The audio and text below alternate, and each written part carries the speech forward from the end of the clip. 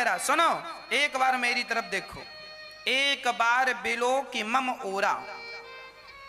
अच्छा, रावण ऐसा क्यों कह रहा कि एक बार मेरी तरफ देखो? सच्ची बात तो यह है कि एक बार रावण ना ये पहली बार स्त्री को चुरा कर लाया है, ऐसा नहीं, रावण का ये काम ही था, किसी को भी उठा के ले आता था। एक बार एक सत्यवती नाम की एक स्त्री कमल के दल पर बैठकर तपस्या कर रही थी, नाम था सत्यवती।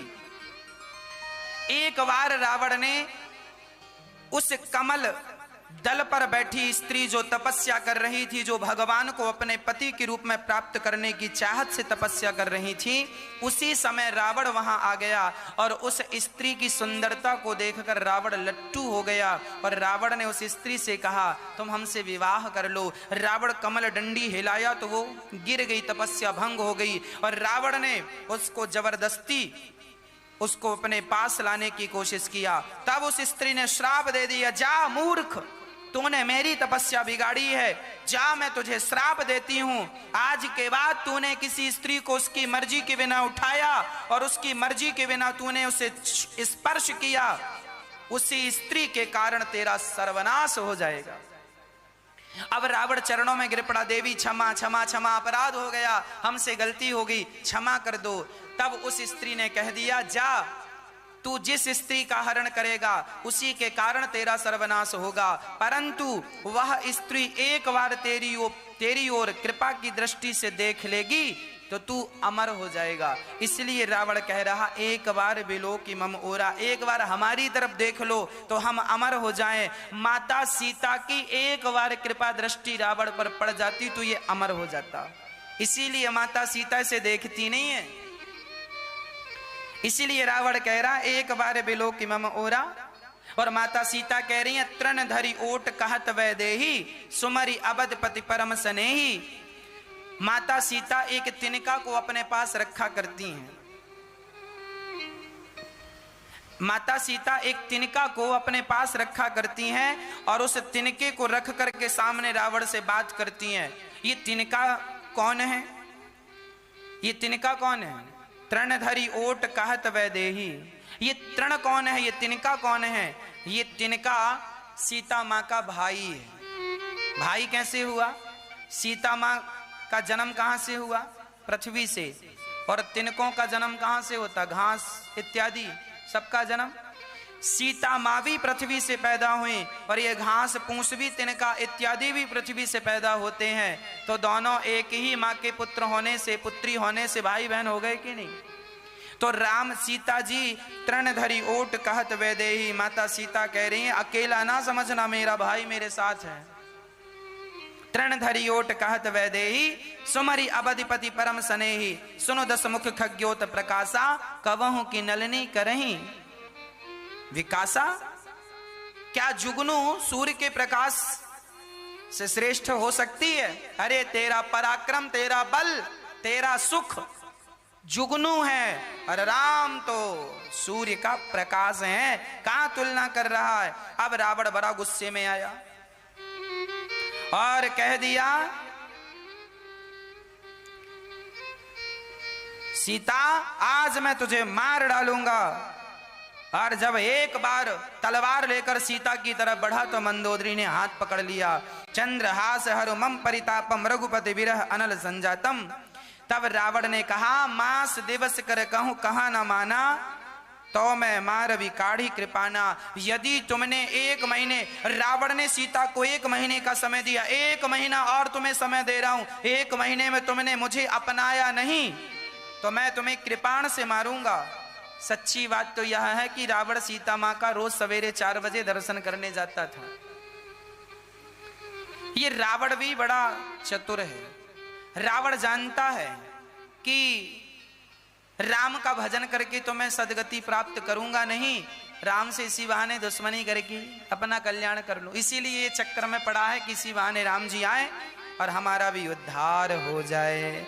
अब सीता माँ बहुत रोने लगी, दुखी हो गई। रावण तो चला गया तब वहां पर त्रिजटा आ गई।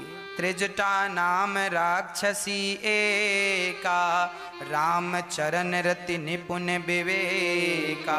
रावण की एक दासियों में ये भी एक श्रेष्ठ थी त्रिजटा। ये थोड़ा अच्छी किस्म की स्त्री थी, राक्षसों के बीच में तो थी पर अच्छी थी। त्रिजटा नाम राक्षसी एका। और वो सीता माँ को समझा, बेटी कहा करती है त्रिजटा, बेटी सीता सुनो, तुम दुखी ना हो, आज मैंने एक सपना देखा है। क्या? अब हनुमान जी सुन रहे हैं, हनुमान जी का कोई प्रोग्राम नहीं है, पर अचानक सपना आ गया। क्या बोल रही है? सपने बानर लंका जारे, जातु धान सेना सब मां। सीता, आज मैंने एक सपना देखा है कि एक सुंदर सा यहां बंदर आया और उसने सारी लंका को जला दिया। हाँ, सारे लोगों को मारा है। हनुमान जी को लगा, त्रिजटा कह रही है सपना कि सपने बानर लंका जारी। हनुमान जी को लगा राम जी ने तो ऐसा कुछ कहा नहीं था कि गए हो तो फूंक के ही आना। हनुमान जी को लगा शायद राम जी, हो सकता है मेरे बाद कोई और बंदर आए और वो लंका जला के जाए। हनुमान जी को ये लगा। हनुमान जी को लगा मैं तो केवल सीता मां का पता लगाने आया हूं। पर त्रिजटा बोली, यह सपना में कहूं पुकारी हो, यही सत्य गए दिन चारी। मेरा सपना 4 दिन में सत्य हो जाएगा। तब हनुमान जी समझ गए, राम राम, 4 दिन में तो कोई दूसरा बंदर आएगा नहीं, शायद राम जी हमसे इनडायरेक्ट कह रहे हैं, त्रिजटा के द्वारा कहवा रहे हैं। हनुमान जी, अंगूठी देते समय मैं भूल गया था कि गए हो तो जरा आग भी लगाया ना।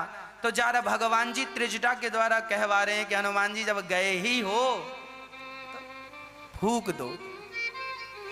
तो हनुमान जी समझ गए कि ये प्रोग्राम भी ऐड है इसमें, ये प्रोग्राम भी करना। अब लंका जलाने का प्रोग्राम त्रिजटा से हनुमान जी भगवान ने कहला दिया। अब त्रिजटा समझा बुझाकर सीता मां को वहां से जहां तहां गए सकल, तब सीता मन कर सोच, मास दिवस बीते मोहे मारहि निश्चर पोछ। सीता मां बड़ी दुखी हो गई कि ये दुष्ट रावण मुझे 1 महीने के अंदर मार डालेगा, और बहुत उदास होकर के, बहुत चिंतित होकर के माता सीता कहने लगी कि मैं चिता बना लूं। अब सारी लकड़ियों को इकट्ठी करने लगी मां। जंगल में वहां शोक वाटिका में जो सूखी लकड़ियां थी इस पेड़ की, सब इकट्ठी करके चिता बनाने लगी माता सीता। आने काठ रच चिता बनाई। अब चिता बनाने लगी माता सीता। अब चिता तो तैयार है, पर अग्नि कहां से आए? अब अग्नि के लिए चांद को देखने लगे। अरे चांद का तारा तोड़ दो तो यहां आग लग जाए और हम जल करके मर जाएं। आग भी नहीं आ रही है कि मैं जल करके मर जाऊं। बहुत बहुत बहुत दुखी हो गई माता सीता। उसी समय हनुमान जी समझ गए कि माता सीता बहुत दुखी हैं। विचार कर लिया, हनुमान जी समझ गए ये समय अच्छा है। उसी समय कपि कर हृदय विचार, दीन मुद्रिका डार, तब जनु अशोक अंगार, दीन हरसि उठ कर गहेऊ। उसी समय श्री हनुमान जी ने राम जी की वह मुद्रिका अंगूठी डाल दी, छोड़ दी। और जब अंगूठी छोड़ी, राम जी की अंगूठी सीता के सामने आई और सीता जी ने तुरंत, सीता जी को लगा कोई अंगार आ गया तो मैं चिता में जलकर मर जाऊं। तब देखी मुद्रिका मनोहर, सीता जी ने अंगूठी को देखा कि बड़ी सुंदर है, राम नाम अंकित, अति सुंदर राम नाम भी लिखा है।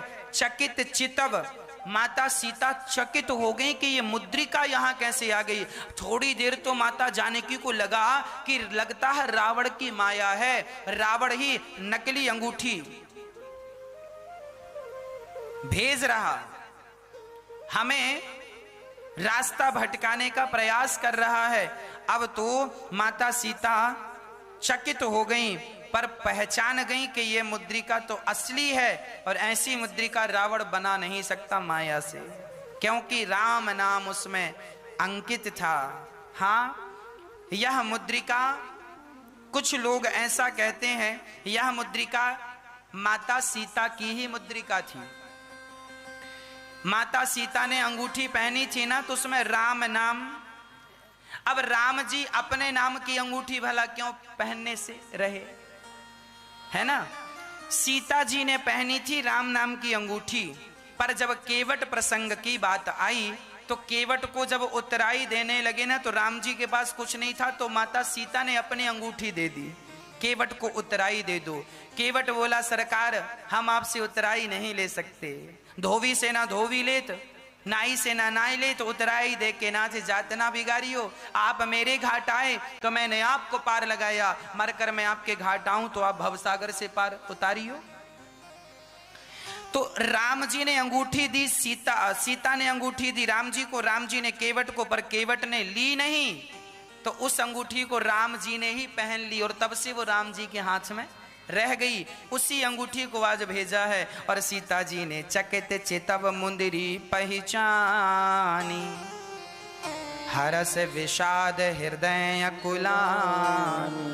हरस विषाद, प्रसन्नता भी हुई और दुख भी हुआ कि ये कोई सपना तो नहीं है, अंगूठी कैसे आएगी। उसी समय रामचंद्र गुण वरने लागा, सुनतहि सीता कर दुख भागा। रामचंद्र गुण वरने लागा, सुनतहि सीता कर दुख भागा। लागी सुने श्रवण मन लाई, आदि होते सब कथा सुनाई। श्रवणामृत जेहि कथा सुहाई, कही सुप्रगट होत किन भाई। अब हनुमंत निकट चली गया हूँ, फिर बैठी मन विस्मय भया हूँ। अब बड़े प्रेम से जब सीता माँ अंगूठी को देखकर बड़ी उदास हो गई, तब हनुमान जी रामचंद्र गुण, हनुमान जी एक ही काम है, कहीं भी जाते हैं राम जी का नाम लेने। रामचंद्र गुण वरने लागा, राम कहानी, हनुमान जी ने राम कहानी सुना दी। हाँ, कहत सुनत आवे अखियों में पानी, राम कहानी। बड़े प्रेम से राम जी का पावन चरित्र सुना दिया श्री हनुमान जी ने। और हनुमान जी ने क्या कहा, हनुमान जी ने कहा पार होगा वही जिसे पकड़ोगे राम। पार होगा वही जिसे पकड़ोगे राम, जिसको छोड़ोगे। जब सेतु का निर्माण होने लगा ना, तो सारे बंदर भालू राम नाम लिख लिख के पत्थर में, पानी में, पत्थर में राम लिखते और पानी में डालते, तो पत्थर पानी में तैरने लग जाते। हनुमान जी को भी, राम जी को लगा मैं भी जरा एक पत्थर डालकर देखूं, और राम जी ने पत्थर डाला तो पानी में डूब गया। राम जी को बड़ा आश्चर्य हुआ कि मेरे नाम के तो तैर रहे हैं और मैं डाल रहा हूं सो डूब गया। हनुमान जी से पूछा क्या हुआ हनुमान, ऐसा क्यों हुआ। तब हनुमान जी ने कहा प्रभु, अरे जिस पत्थर ने आपके नाम का सहारा ले लिया वो तो तैर ही जाएगा, पार हो ही जाएगा, पर जिसे आपने अपने हाथों से छोड़ दिया हो वो तो डूब ही जाएगा। सरकार ये पत्थर इसलिए डूब गया क्योंकि इसे आपने अपने हाथों से छोड़ दिया।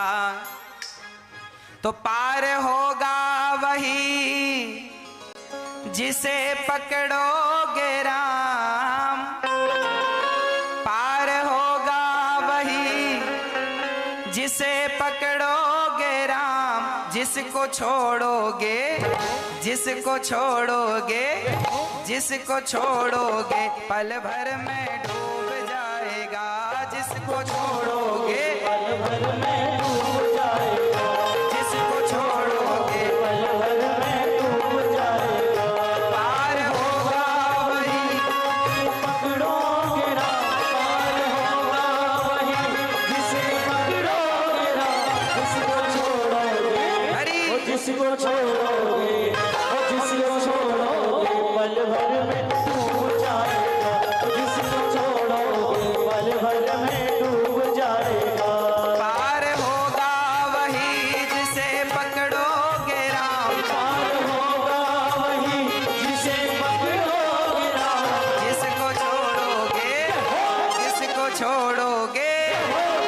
जिसको छोड़ोगे पल भर में डूब जाएगा, जिसको छोड़ोगे पल भर में डूब जाएगा।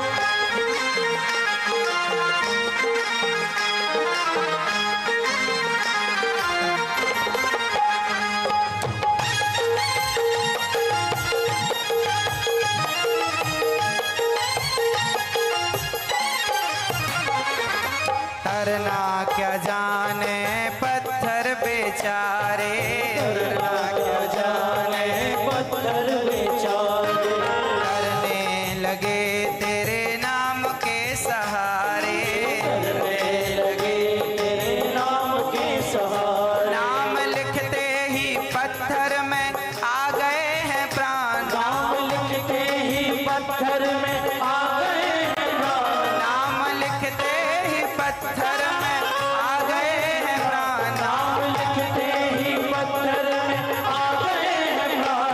जिसको छोड़ोगे, जिसको छोड़ोगे, जिसको छोड़ोगे पल भर में डूब जाएगा, जिसको छोड़ोगे पल भर में डूब जाएगा। हे हे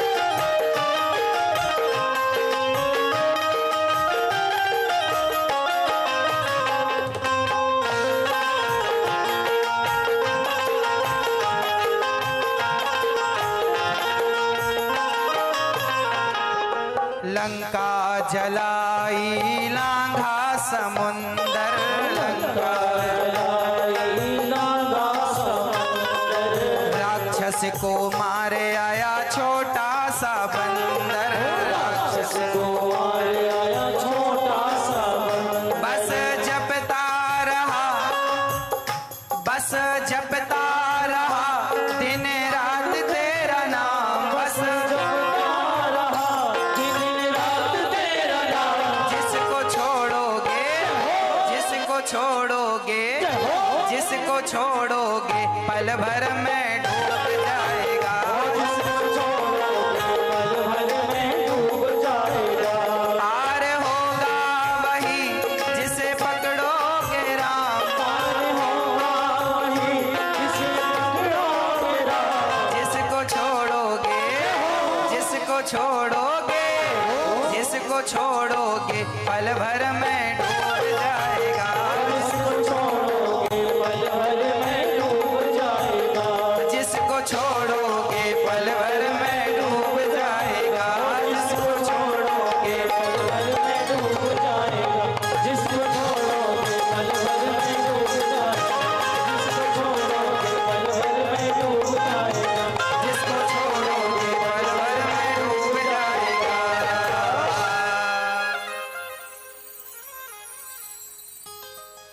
पार होगा वही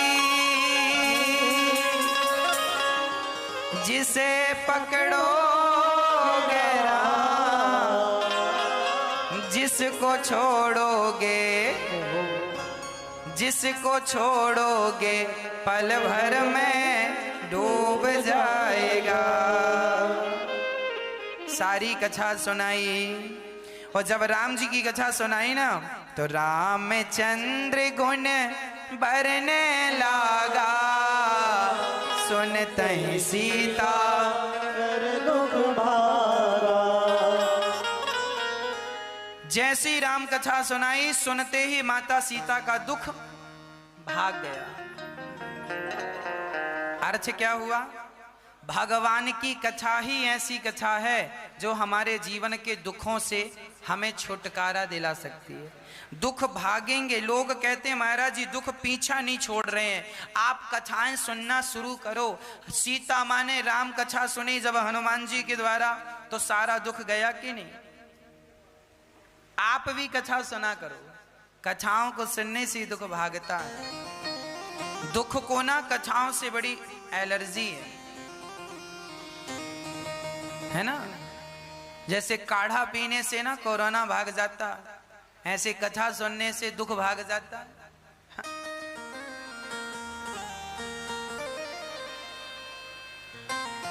अब हनुमान जी सामने आ गए। माता सीता ने कहा आप कौन हो। हनुमान जी ने कहा राम दूत मैं मातु जानकी, सत्य शपथ करुणा निधान। मां मैं राम जी का दूत हूं। यह मुद्रिका जो है ये राम जी ने दी थी आपके लिए। कपि के बचन सप्रेम सुनी, उपजा मन विश्वास। माता सीता ना हनुमान जी को राम जी का दूत मानने को तैयार नहीं थी। माता सीता को लग रहा था ये रावण की कोई माया है। पर हनुमान जी ने एक पासवर्ड जब बोला तब माता सीता समझ गई। हनुमान जी को केवल अंगूठी नहीं दी थी राम जी ने, अंगूठी के साथ एक पासवर्ड दिया था। ये पासवर्ड बोलोगे तो सीता मां पहचान जाएंगे। कौन सा पासवर्ड? राम जी का एक नाम था। आप लोग जब आपका विवाह हुआ था तो आपने अपने पति का कोई नाम रखा था कि नहीं? प्यार वाला क्या नाम से बुलाती हो आप? हर स्त्री अपने पति को कुछ कुछ कह के बुलाती है। एक मैया कह रही थी काए काय। हमने कहा ये काय क्या है? एक मैया बोली ए हमने कहा लो ABCD सब है। अब हमें पता चला A फॉर एप्पल नहीं, A फॉर पति भी होता है। काए ए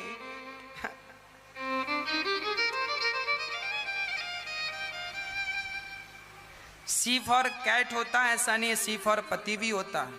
काए ए फॉर पति बोलते हैं ना आप लोग, क्या बोलते हैं? ए आप क्या बोलते हैं? हाँ? भोलू?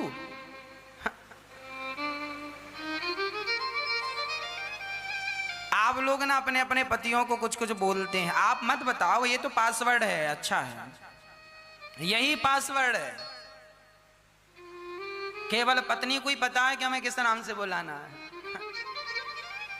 और पति को ही पता है कि हमें किस नाम से बुलाना है। ये पासवर्ड है। अच्छा, माता सीता ने भी राम जी को एक नाम से बुलाया, और वही नाम, ये नाम सीता माँ ने रखा था राम जी का। ये राम जी जब विवाह होके सीता जी आई और सबसे पहली मुलाकात राम जी से हुई, तो राम जी को सीता माँ ने किस नाम से पुकारा? तब यहां लिखा है, क्या लिखा है? राम दूत मैं मातु जानकी, सत्य शपथ करुणा निधान की। भगवान का एक नाम है करुणा निधान। माता सीता अक्सर राम जी को राम कहकर नहीं बुलाती थी, राम जी को अक्सर माता सीता करुणा निधान कहकर बुलाती थी। करुणा निधान ये पासवर्ड था, माता सीता ही कहती थी, बाकी कोई नहीं। ये नाम हनुमान जी को राम जी ने बताया कि तुम करुणा निधान कह देना, पहचान जाएंगे। अब हनुमान जी ने ये बात, अब हनुमान जी को कैसे, हनुमान जी पति पत्नी के मैटर में वो क्या जाने, उन्हें क्या पड़ी कि तुम क्या किस नाम से? राम जी ने बताया होगा तब तो हनुमान जी को पता नहीं, हनुमान जी को कैसे पता? हनुमान जी कह रहे हैं सत्य शपथ करुणा निधान की। तो हनुमान जी करुणा निधान कह रहे हैं, तब माता सीता पहचान गई। और कपि के वचन सप्रेम सुनी, उपजा मन विश्वास, जाना मन क्रम वचन यह कृपा सिंधु कर दास। समझ गई माता सीता यह भगवान का दास है और यह सच कह रहा है। अब पहचान लेने में कोई हर्जा नहीं है। अब चरणों में हनुमान जी गिर गए। अब माता सीता राम जी की चर्चा करने लगी, राम जी से।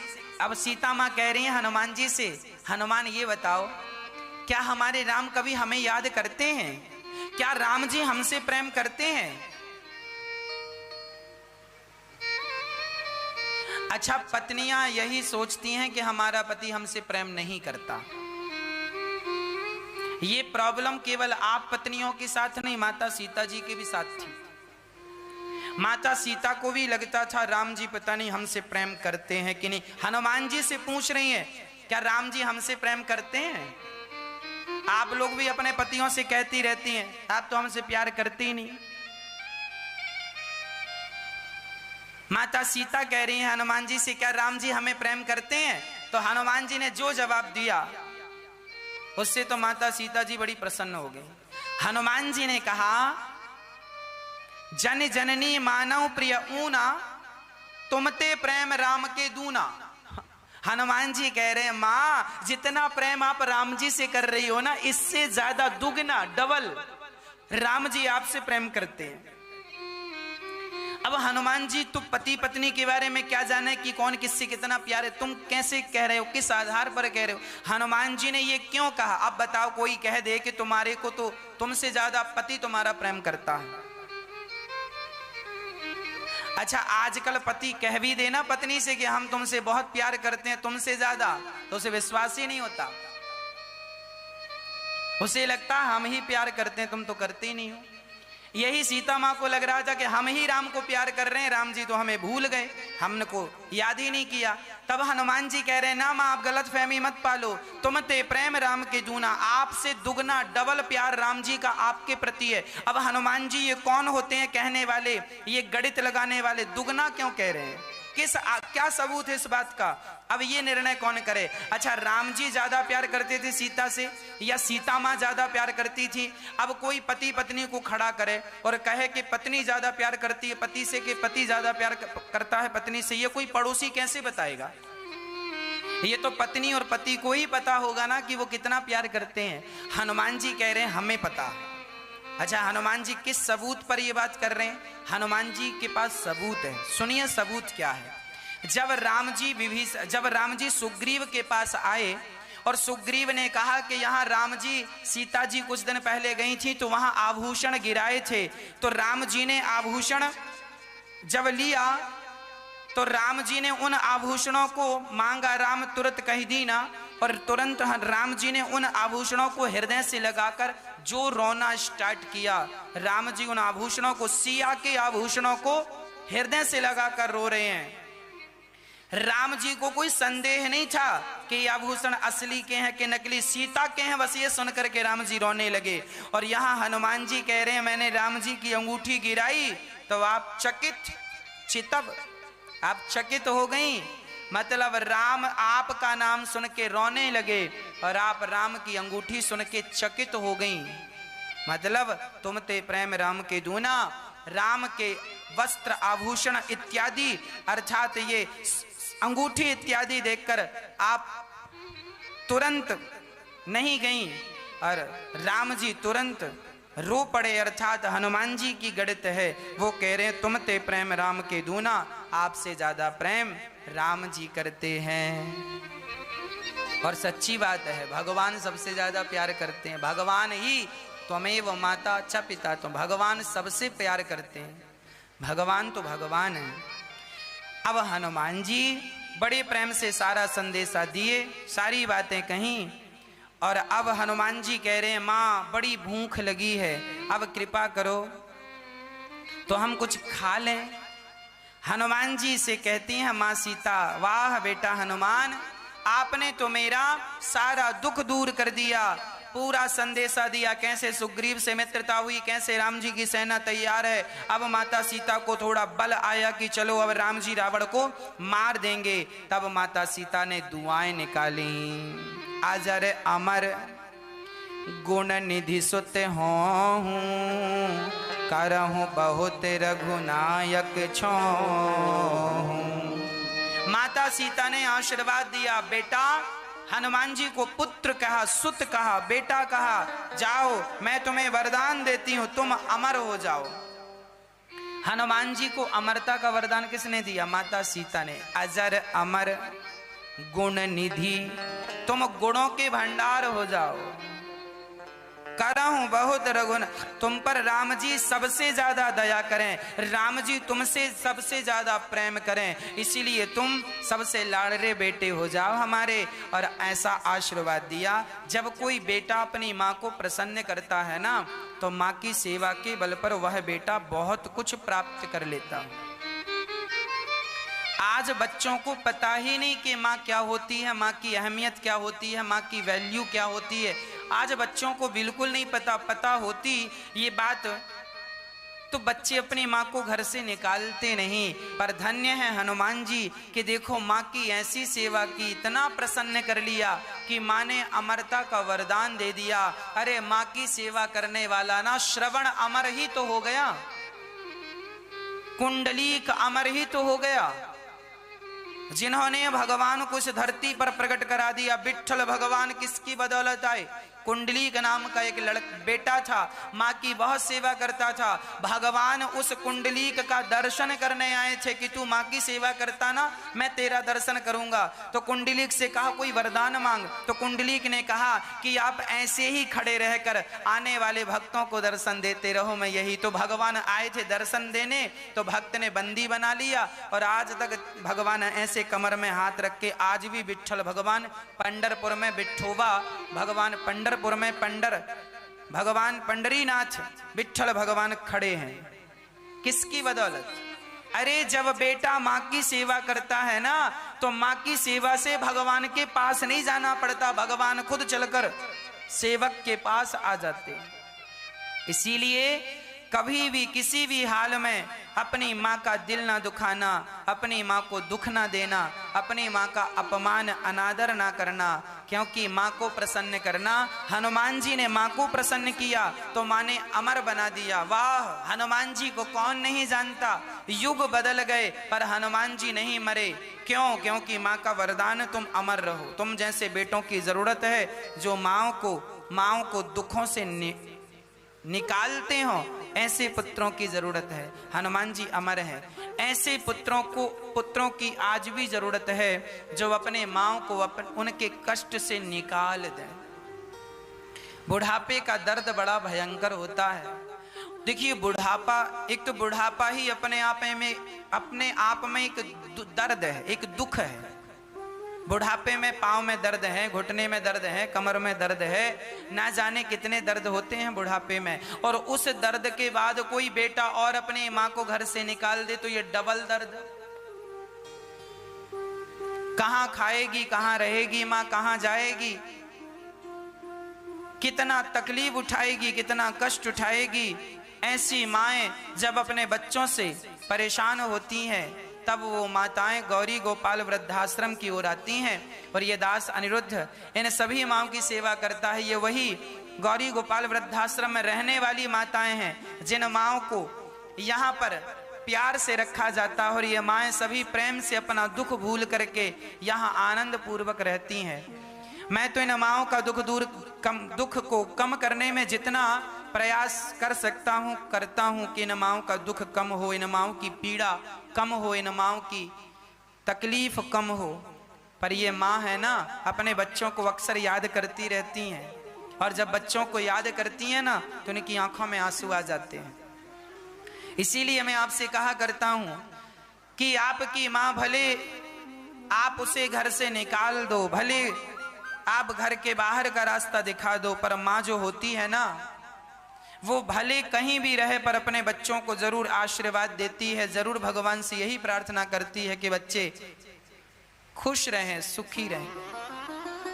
कभी माँ अपने बच्चों के बारे में ये नहीं सोचती कि मेरे बच्चों का कोई नुकसान हो। सदा प्रसन्न रहें, यही दुआएं होती हैं माँ की बच्चों के लिए। इसीलिए प्रार्थना मेरी आपसे सिर्फ इतनी है कि आप भी अपनी बूढ़ी माँ का जरूर ऋण चुकाना। उस माँ ने जो तुम्हें गर्भ में रखा है, जो तुम्हें जन्म दिया है, माँ के जो तुम ऋणी हो गए हो, उस ऋण को सेवा करके जरूर उस ऋण को चुकाना। हाँ, मैंने सुना है कि माँ से बढ़कर कोई नहीं होता। माँ ही सबसे बड़ा धन होता है।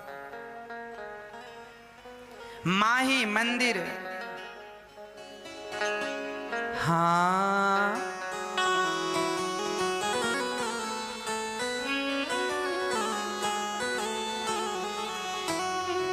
माही मंदिर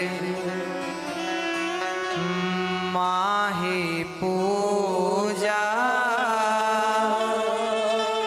माँ से बढ़ के कोई न दूजा। माही मंदिर माँ के पुण्य से जगत बना है, ईश्वर को भी माँ ने जना है। कहते हैं माँ के पुण्य से ही ये जगत बना है, और माँ यदि ना होती तो राम और कृष्ण भी ना होते। ये वही माँ है जिसने भगवान को भी जना है। माँ के पुण्य से जगत बना है, ईश्वर को भी माँ ने जना है। माँ ममता का एक कलश है, जीवन ज्योत है, अमृत रस है। क्या अंबर है, क्या अंबर और क्या ये धरती, माँ की तुलना हो नहीं सकती। युग आते हैं युग जाते हैं, माँ की गाथा दोहराते हैं। युग आते हैं युग जाते हैं, माँ की गाथा दोहराते हैं। बड़े बड़े ज्ञानी कहते हैं, माँ का रुतबा सबसे ऊंचा। माही मंदिर कहते हैं माँ से बड़ा कोई नहीं है, माँ सबसे श्रेष्ठ है। यदि भगवान को तुमने नहीं देखा तो माँ को तो देखा है। माँ भगवान है, इस विश्वास से सेवा करो। भगवान कहीं भी होगा, कैसा भी होगा, वो प्रसन्न हो जाएगा। क्या करना कि भगवान का रंग रूप कैसा है, तुमने माँ का रंग रूप तो देखा ही होगा। माँ को भगवान की तरह रखो, सेवा करो, वही भगवान है।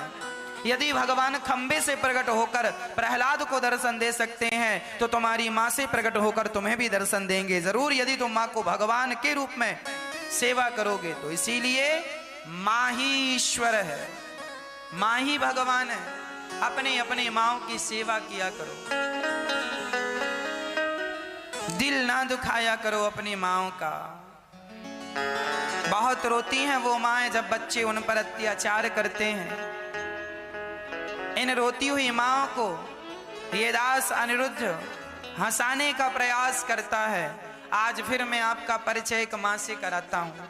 वही माँ जिन माँओं के अपने होते हुए भी उन्हें यहाँ आने के लिए उनके अपनों ने मजबूर कर दिया। मैया कहाँ से आए हैं आप? जबलपुर से। कहाँ से? जबलपुर से आए हैं, बेलखाड़ू से। जबलपुर में बेलखाड़ू स्थान है। बेलखाड़ू बेलखाड़ू जबलपुर से हैं। कितने बच्चे हैं मैया जी आपके? 3 बच्चा है, 3 बच्ची है।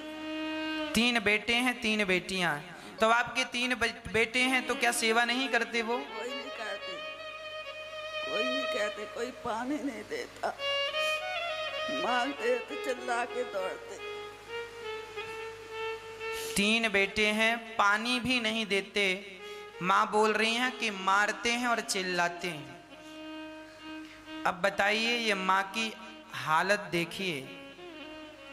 क्या इन माँओं को ऐसी उम्र में क्या घर से बाहर जाना चाहिए? परंतु बच्चों ने मजबूर कर दिया।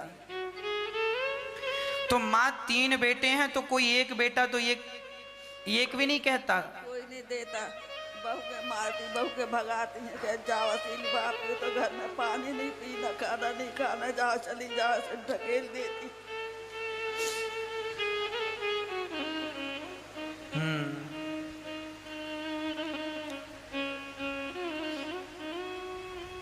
पानी भी माँ को नहीं देते बच्चे।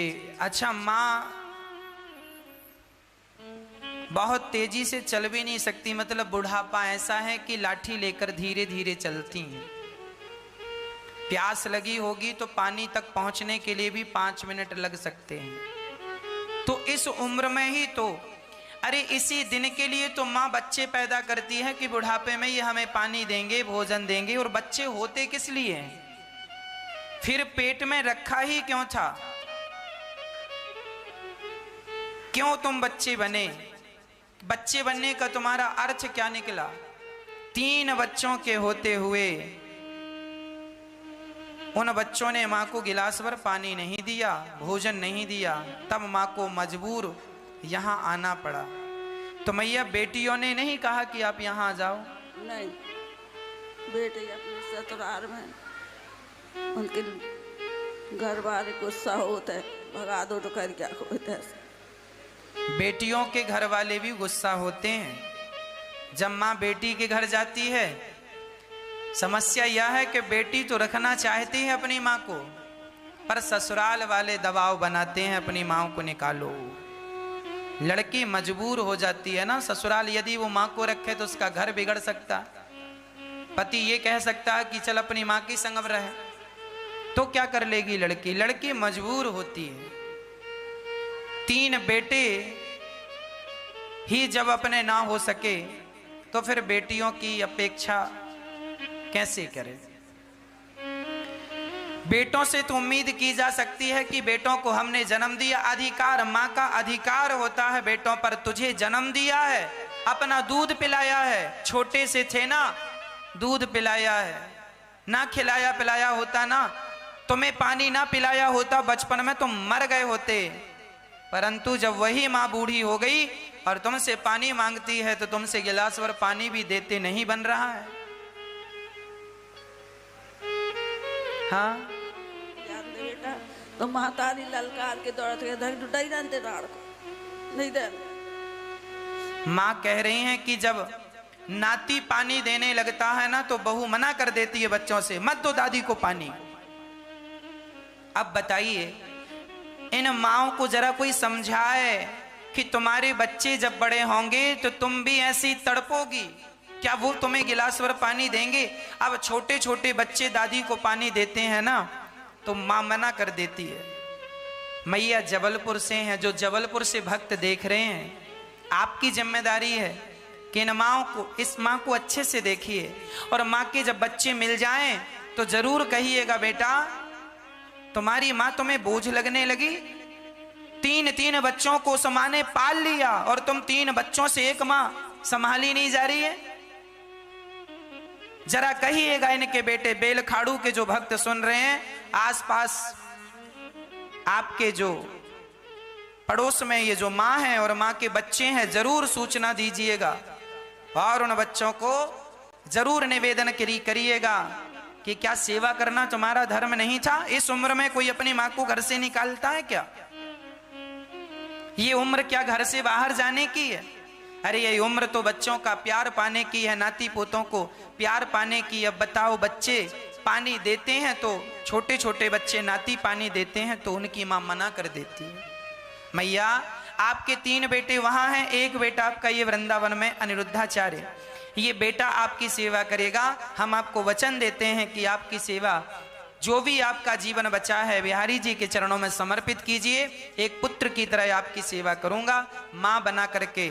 जैसे यहाँ माताएं रहती हैं और उनकी सेवा यहाँ हो रही हैं, उसी प्रकार माँ की सेवा यहाँ होगी। आपके अब से 3 बेटे नहीं 4 बेटे हैं, उन्होंने भले सेवा ना की हो, पर ये दास अनिरुद्ध आपकी सेवा का संकल्प लेता है, आपकी सेवा जरूर करेंगे, आपकी सेवा में कोई कमी नहीं होगी। ये मेरी बिहारी जी से प्रार्थना है, प्रभु इस वचन को आप संभालिएगा, आप पूरा कराइएगा।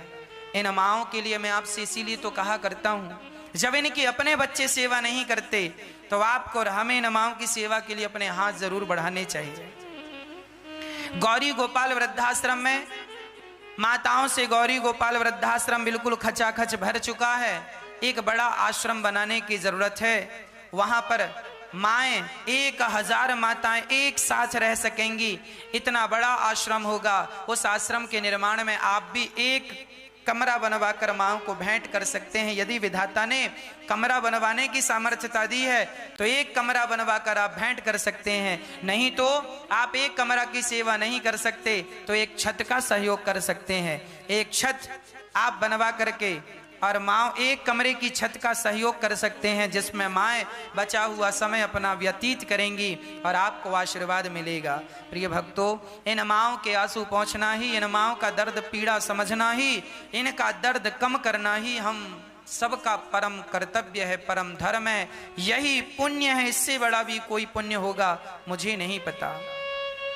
भक्तों, ऐसी माँओं की जब दुआएं आप लेंगे ना तो मुझे लगता है कि आप दुनिया के सबसे अमीर व्यक्ति बन जाएंगे। एक राजा की छोटी सी कथा मुझे याद आ गई, मैं सुना देता हूं। एक राजा था, उस राजा के नगर में एक छोटा सा एक बालक आया और बालक ने राजा से कहा उस बालक ने, राजा साहब हमें काम पर रख लीजिए। राजा ने कहा ठीक है तुम्हें काम पर रख लेंगे, पर यह बताओ तुम करोगे क्या? उस बालक ने बोला जो काम दोगे मैं कर लूंगा। ठीक है, कर लोगे काम? ठीक है, तो जाओ पास के गांव में गांव के लोगों ने हमसे बहुत सारा कर्जा लिया है और चुका नहीं रहे हैं, जाओ वो कर्जा लेकर आओ। खाता वही दिया, कर्जा वसूल करके लाओ। और राजा ने कहा मेरे लिए कुछ ऐसी चीज लेकर आना जो मेरे राज्य में ना हो। वो बालक गया और गांव के लोगों को खड़ा किया, बोले सुनो राजा का कर्जा चुकाओ। गांव वाले रोने लगे, महाराज खाने को रोटी नहीं है, कर्जा कैसे चुकाएंगे, फसल हुई नहीं, बड़ी गरीबी है। तब उस बालक ने कहा फिर कोई बात नहीं, तुम गरीब हो ना तो एक काम करो, तुम्हारी हम खाता बही आग में जला दे रहे हैं, अब राजा तुमसे कर्जा कभी नहीं मांगेगा। और वो बालक राजा के पास गया, राजा ने कहा कर्जा लेकर आए? कहा बालक ने मैं कर्जा लेकर तो नहीं आया, पर आपके लिए वो चीजें लेकर आया हूं जो आपके राज्य में नहीं है। अरे क्या लाया है? तब उस बालक ने कहा राजा साहब आपके लिए मैं उन गरीबों की, उन बेसहारों की दुआएं लेकर आया हूं जो आपके पास नहीं थी। उन लोगों की दुआएं आपके पास लाया हूं, उनकी दुआओं से आप सदा सुरक्षित रहेंगे। और सचमुच एक दिन राजा पर एक बड़े राजा ने आक्रमण कर दिया और राजा को भागकर जाना पड़ा। तो राजा की मदद उन्हीं गांव वालों ने की जिनकी दुआएं राजा तक पहुंची थी। कहने का तात्पर्य यही हुआ कि राजा फिर सेना की टुकड़ी तैयार करके फिर उन्होंने अपना राज्य सिंहासन पा लिया। जब हम दुआएं प्राप्त करते हैं ना, वही हमारा सबसे बड़ा धन होता है। इन माओं का जब दर्द आप दूर करते हैं, इन माओं की पीड़ा जब दूर, क्योंकि इसे वरदान है कि ये एक थप्पड़ मारे अंगद को तो अंगद मर जाएंगे। तो हनुमान जी बोले पहले इसी का श्री गणेश करें। अक्षय कुमार को मारा, तब रावण बड़ा गुस्से में हुआ, बेटे को मार डाला। रावण का बड़ा लाडला बेटा था अक्षय कुमार। अब चला इंद्रजित अतुलित जोधा, बंधु निधन सुनि उपजा क्रोधा। भाई की मृत्यु का समाचार जब मेघनाथ ने पाया, बड़ी गर्मी से चला। अब हनुमान जी के सामने गया तो हनुमान जी ने मेघनाथ की सेना को उठा उठा के पटकना शुरू किया। मेघनाथ को लगा ये ऐसे नहीं आएगा, तो ब्रह्म अस्त्र ते ही साधा, कपि मन कीन विचार। जो न ब्रह्म सर मानऊ, महिमा मिटई अपार। हनुमान जी ने ब्रह्मास्त्र का कोई भी प्रयोग हनुमान जी पर लागू नहीं होता था। हनुमान जी का तो ब्रह्मास्त्र भी कुछ नहीं बिगाड़ सकता, पर मर्यादा बनी रहे, इसीलिए हनुमान जी ने चाहकर अपने आप को बंधन में डाल दिया और ब्रह्मास्त्र में बंध गए। अब बड़ी प्रसन्नता से मेघनाथ चल रहा। अच्छा, हनुमान जी बंधन में मेघनाथ के इसीलिए भी बंधे कि इसी बहाने दुश्मन की शक्ति देख लेंगे, रावण के सामने ले जाएगा। सबसे पहले यह जानना जरूरी होता है कि हमारा दुश्मन कितना बलवान है। यह कूटनीति है, राजनीति है। हनुमान जी लंका गए, केवल सीता मां का पता लगाने गए, भेजा गया था, पर हनुमान जी तो ज्ञानी नामाग्रिगण्य में एक काम को भेजो तो 10 काम करके आते हैं। एक गुरु जी के 2 चेले थे। आश्रम के सामने, गुरु जी के गुरुकुल के सामने एक ट्रक आकर के खड़ा हो गया।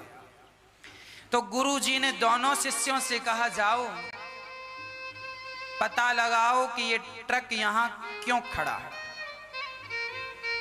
आपके घर के सामने, गुरु जी के आश्रम के सामने ट्रक खड़ा था।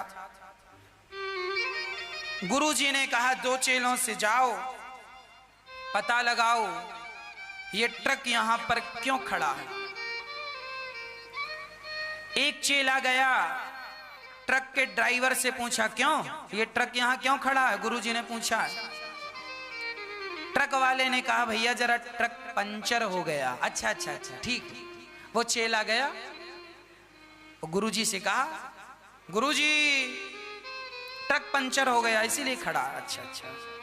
अब दूसरा चेला आया, उसने पूछा, क्यों भाई ये ट्रक क्यों खड़ा है। ट्रक वाले ने कहा, पंचर हो गया। अच्छा, पंचर हो गया, कितने बजे पंचर हुआ। बोले अभी आधा घंटा। अच्छा, तो कितनी देर में पंचर बन जाएगा। बोले आधा घंटा बाद बन जाए। अच्छा, ट्रक में क्या भरा है।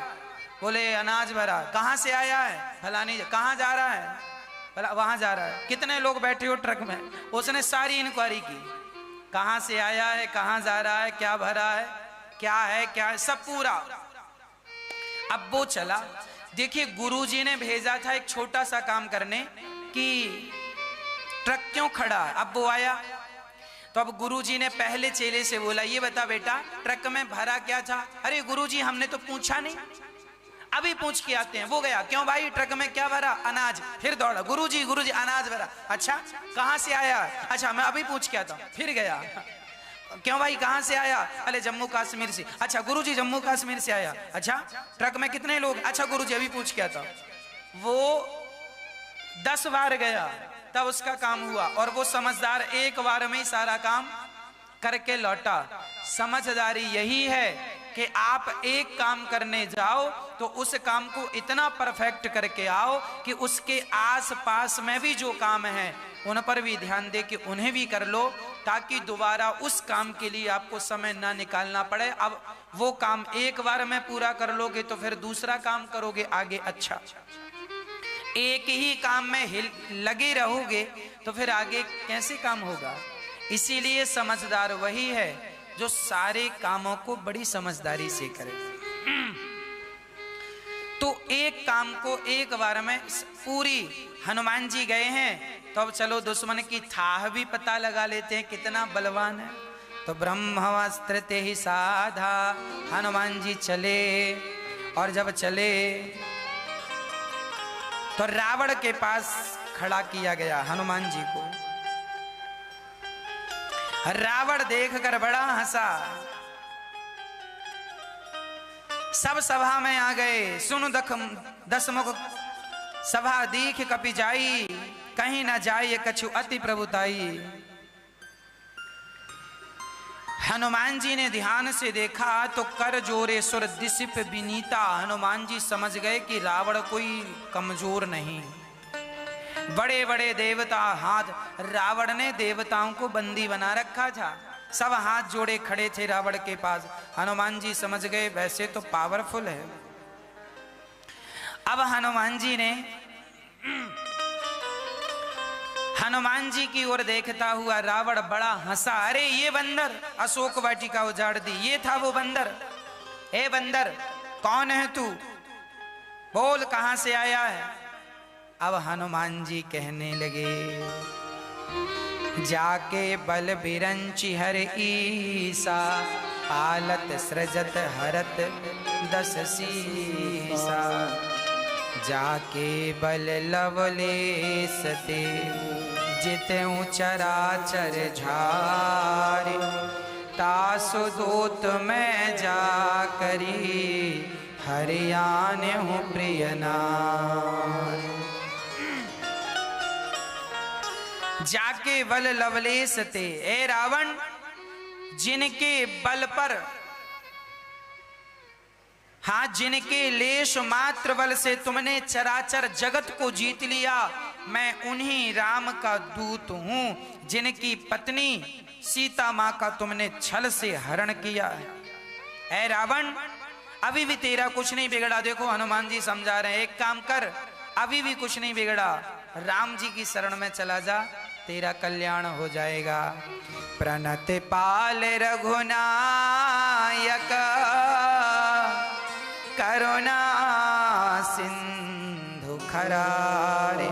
गए शरण प्रभु राखी है, तब अपराध विसार। अभी भी कुछ नहीं बिगड़ा, रावण जा, राम जी की शरण में चला जा और समर्पण कर दे। अभी राम जी तुझे माफ कर देंगे और तेरी लंका ज्यों की त्यों सुरक्षित रह जाएगी। नहीं तो कोई पानी देने वाला नहीं बचेगा, ये याद रखना।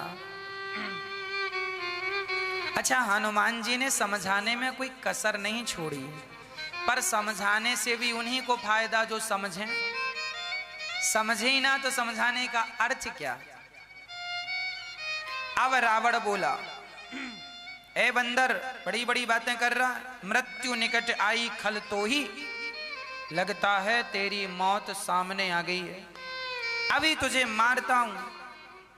मृत्यु निकट आई खल तो ही, लाग से अधम सिखावन मोई। मुझे सिखाता है, मुझे, मैं ज्ञानी हूं और तू बंदर मुझे समझाता है, लगता तेरी मृत्यु आ गई है। हनुमान जी बोले, उल्टा होए कह हनुमाना। हनुमान जी बोले, तुम सही कह रहे हो, मृत्यु आ गई है।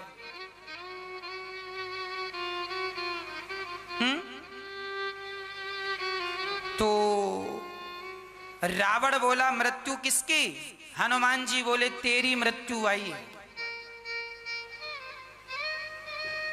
तो रावण बोला, मेरी मृत्यु आई है तो मृत्यु तो तेरे पास खड़ी है, आई मेरी है तो मेरे पास क्यों नहीं, तेरे पास। हनुमान जी बोले, हमसे तो पूछने आई है कि रावण का अभी काम तमाम करना है कि कुछ दिन रुक के। मृत्यु निकट आई खल तो ही, हनुमान जी बोले, हमसे पूछने आई है कि रावण को अभी विदा करें, तो हम मना कर रहे हैं, अभी नहीं, राम जी करेंगे। बहुत समझाया, नहीं माना। रावण ने आदेश दिया अपने मंत्रियों को, जाओ इस बंदर को मार दो। तभी विभीषण जी खड़े हो गए और विभीषण जी ने कहा कि नीति कहती है कि दुश्मन के दूत को मारना नहीं चाहिए, नीति विरोध ना मारे ये दूता, इसे छोड़ दो। तब हनुमान जी अपनी पूंछ पकड़कर देखने लगे। रावण समझ गया कि कपि के ममता पूंछ पर। चलो एक काम करो, आग लगा दो इसकी पूंछ पर। अब लंका जितने लोग थे राक्षस सब नाचने लगे, आग लगेगी, आग लगेगी, आग लगेगी। बड़ा मजा आता है ना जब दूसरों के घर में आग लगती है, और जब उड़ उड़ के खुद के घर में आती है ना। हाँ जी, अब सारे राक्षस नाच रहे हैं। तेल बोरी पट बांध पुनी पावक देहु लगाई, अपने अपने घर से कपड़ा ला रहे हैं, पुराने कपड़े, कपड़े, और सारे लोगों ने घी तेल रहा न नगर बसत घृत तेला। हनुमान जी की पूंछ इतनी बड़ी हुई कि सारी लंका में किसी के घर सब्जी में छौंका लगाने का भी घी और तेल सब हनुमान जी में ही लगा दिया। देख लो, ये दुनिया के लोग ऐसे ही हैं। दूसरों का बिगाड़ने के लिए अपने जेब से भी खर्च कर लेते हैं। बस इनका बिगड़ जाए इसके लिए हमारा अपना भी खर्चा होगा तो चलेगा। सारे लंका में तेल नहीं बचा सब्जी में छौंका लगाने का। रहा न नगर बसत घृत तेला, बाढ़ी पूंछ कीन कपि खेला। हनुमान जी ने जो खेल दिखाया सारी लंका में। अब जैसी पूंछ में कपड़ा लगाएं पूंछ फिर बढ़ जाए, फिर कपड़ा लगाएं फिर बढ़ जाए। सारी लंका में सबके घर से पूंछ महारानी गुजरी, पूंछ सबके घर से बस सबने अपने अपने कपड़े लपेट दिए और तेल वेल डाल दिया। अब रावण बोला तेल क्यों भाई, तैयारी हो गई? हाँ पूरी तैयारी है। हाँ तो फिर जलाओ। आग लगा दी और जब आग लगाई तो हनुमान जी ने कहा चलो जिन जिन के घर से चंदा आया है उन्हीं उन्हीं के घर पहले प्रसाद पहुंचाएं। तो आग लगी तो हनुमान जी छोटे हो गए, पूंछ भी छोटी, और भगवान हनुमान जी देख रहे अच्छा इनके घर से कपड़ा और तेल आया था, चलो इन्हीं के घर में आग लगाओ। हनुमान जी ने पूंछ से उन्हीं का घर जलाया। अब राक्षस कहने लगे क्यों हमारा घर क्यों जला रहे हो? अरे जला नहीं रहे हैं, तुमने चंदा दिया था ना कपड़े और घी का, प्रसाद है प्रसाद, लो। सारे घरों को प्रसाद मिला। पूरी लंका उलट पलटी लंका सब जारी, कूंदी पर आपुनी सिंधु मजारी, खूब जलाया। एक निमिष में बहुत, जैसे सूखी घास को जलने में कितनी देर लगती है उसी तरह सारी लंका पल भर में जलकर राख हो गई। रावण भौचक्का रह गया। सारा लंका सारी लंका जली पर एक विभीषण कर ग्रह नाही। विभीषण का घर नहीं जला। जो भगवान की शरण में होते हैं आग उनका बाल भी बांका नहीं करती। विभीषण का घर नहीं जला। हनुमान जी तुरंत मां के पास गए। पूछ बुझाई खोई श्रम धरी लघु रूप बहोरी, जनक सुता के आगे ठाण भयं कर जोरी। हनुमान जी माता सीता के सामने खड़े हो गए। माँ तू मोही दीजे कछु चीन्हा, जैसे रघुनायक मोही दीन्हा। जैसे राम जी ने अंगूठी दी ना, आप भी जरा हमें, अब उस जमाने में टेलीफोन नहीं था कि बात करा दें राम जी की सीता, वीडियो कॉलिंग करा दें कि वेरीफाई हो जाए। तो जैसे आपने अंगूठी दी थी राम जी ने, वैसे आप भी कुछ दो। तो उनकी निशानी आपको दिखाई, आपकी उनको।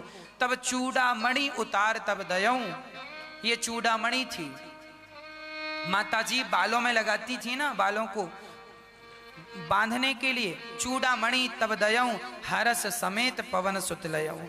अब हनुमान जी प्रेम पूर्वक हनुमान जी लंका से राम जी के पास जाते हैं। बंदर भालू बड़े प्रसन्न हैं, खूब फल फूल खा रहे हैं। सेना को पता लगा कि अब तो सीता माँ का हनुमान जी ने पता लगाया। अब वहां से लंका की तरफ सेना प्रस्थान कर रही है और यहाँ रावण को समझाया जा रहा। हाँ, राम जी की सेना लंका की तरफ चलने लगी। सारी सेना वेग से चल रही है और यहां विभीषण रावण को समझा रहे हैं। विभीषण जी कह रहे हैं रावण, जो आपन चाहे कल्याणा, सुजसु सुमति शुभ गति सुख नाना। सो पर नार लीलार गुसाई, तजाऊं चौथ के चंद्र की नाई। कितनी बढ़िया बात रामचरितमानस के सुंदर कांड में है। विभीषण जी रावण से कह रहे हैं कि जो व्यक्ति अपना कल्याण चाहता है वो पराई स्त्री को वैसे ही त्याग दे जैसे गणेश चतुर्थी की चंद्रमा को लोग त्याग देते हैं। पराई नारी बड़ी खतरनाक होती है। पुरुष को कभी पर नारी को गलत निगाहों से नहीं देखना चाहिए। जो पुरुष पर स्त्री को गलत निगाहों से देखता उस पुरुष का जरूर सर्वनाश होता। इसीलिए हमारे यहाँ चरित्रवान रावण को विभीषण चरित्रवान ही तो बनाना चाहता। रावण ने सबको जीत लिया था, देवताओं को, गंधर्वों को, स्वर्ग को सबको जीता, पर अपनी काम वासना को ना जीत पाया, जिसके कारण गली गली पुतले जलाए जाते हैं। प्रिय भक्तों, आप भी अपने बच्चों को ये पाठ जरूर पढ़ाया करो, चरित्र का पाठ। आज हमारे बच्चे, हमारे भारत में पढ़े लिखे बच्चे चरित्र से गिरते जा रहे हैं। माँ बाप भेजते हैं बेटियों को, बेटों को, जाओ अच्छे स्कूल कॉलेज में पढ़ के आना, पर वो पढ़ाई कम करते हैं। आजकल के बच्चों को प्यार हो जाता है, लव हो जाता है, शादी ब्याह अपनी मर्जी से कर लेते हैं। क्या ये सही है? क्या ये माँ के विश्वास को तोड़ना नहीं है? अरे माँ ने बड़े विश्वास से कहा था मेरी बेटी गलत नहीं हो सकती, मेरा बेटा गलत नहीं हो सकता, और आपने क्या किया? अपने माँ बाप के विश्वास को तोड़ दिया। माँ बाप की भी जिम्मेदारी है कि आप भी अपनी बेटियों को, बेटों को देखा करो। पढ़ने गए हैं तो पढ़ ही रहे हैं या पढ़ने के नाम पे कुछ और कर रहे हैं, एक बार दृष्टि बनाना जरूरी है, कंट्रोल जरूरी है। याद रखना, गाड़ी में ब्रेक ना हो तो गाड़ी किस काम की? हाथी को भी वश में करना हो तो अंकुश होता, अंकुश से हाथी वश में होता। घोड़े की भी लगाम होती है, बिना लगाम का घोड़ा किसी काम का नहीं है, वो कितना भी सुंदर हो। उसी प्रकार तुम्हारे अपने जीवन में कोई लगाम ही नहीं है, तुम्हारा मन कर रहा है विषयों की तरफ, तुमने मन जाने दिया। अरे कंट्रोल क्यों नहीं किया? लगाम क्यों नहीं लगाई? ब्रेक क्यों नहीं लगाया? और ब्रेक ना लगाने से ना सदा एक्सीडेंट ही होता, और एक्सीडेंट में हमेशा नुकसान होता है। इसीलिए हर बेटी को चाहिए आप चरित्रवान बने, माँ बाप के विश्वास को तोड़े ना। शादी विवाह करना बुराई नहीं है, बुरा नहीं है, पर माँ बाप का विश्वास तोड़ना बिल्कुल बुरा है। इसीलिए यहां लिखा है, जो अपना कल्याण चाहता है, चाहती है, वो स्त्रियों से बचें, और पुरुषों से स्त्रियां पुरुषों से बचें। पर पुरुष, पर नारी की बात है। 14 भुवन एक पति होई, भूत द्रोह तिष्ठय नहीं सोई। कितना भी बड़ा राजा हो, परंतु चरित्र से गिरने के बाद ना पूजा नहीं होती। इंद्र इतने बड़े देवता हैं, बताओ इंद्र की पूजा होती है? होती है? नहीं। कहां मंदिर है इंद्र का? क्यों नहीं है? अहिल्या पर नजर डाली इन्होंने। तुम भले देवता हो, पर हरकत ऐसी करोगे ना, कोई स्वीकार नहीं करेगा। अरे देवताओं, देवता भी गलत काम करे ना, तो हमारे यहां उसकी भी पूजा नहीं है, तुम्हारी पूजा कैसे करें? तुम भले देवता हो, अपने लिए होगे। हमारे यहाँ राम जी की पूजा होती है, क्योंकि राम जी ने सूप नखा की सुंदरता देख कर भी उन्हें माँ शब्द से संबोधित किया, देवी शब्द से। पराई नारी तो माँ है, बहन है और बेटी है। इससे ज्यादा पराई नारी और कुछ नहीं, माँ, बहन और बेटी। पराया पुरुष पिता, भाई और पुत्र।